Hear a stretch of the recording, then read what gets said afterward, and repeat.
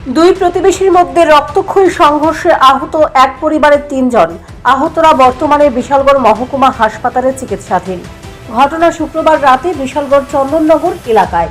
এলাকার দুষ্কৃতিকারী বরুণ সরকার তার পাশের বাড়ির ৩ জনকে মারধর করে রক্তাক্ত করলে দমকল কর্মীরা তাদেরকে উদ্ধার করে মহকুমা হাসপাতালে নিয়ে আসেন।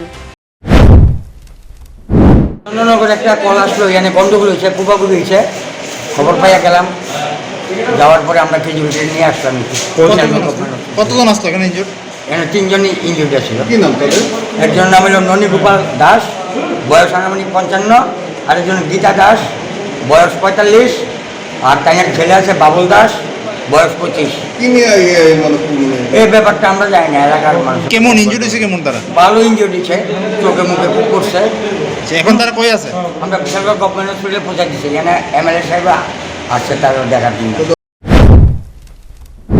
ঘটনা সম্পর্কে আগত গীতা দাস বলেন, প্রতিবেশী বরুণ সরকার কোনো ধরনের কারণ ছাড়াই মহিলার স্বামী ননী গোপাল দাস, ওনার পুত্র বাবুল দাস সহ গীতা দাসকে বেধড়ক মারধর করে। আশেপাশের লোকজন এসে তাদেরকে রক্ষা করেন। তবে কেন তাদেরকে মারধর করেছে এই বিষয়ে তিনি মুখ খুলেননি। বরুণ সরকার। কি নাম, বাড়ি কোনখানে? বাড়ি আমার বাড়ির লোক ওই। কোনখানে বাড়ি? এক নম্বর চন্দননগর। কি কারণে মারধর করছে?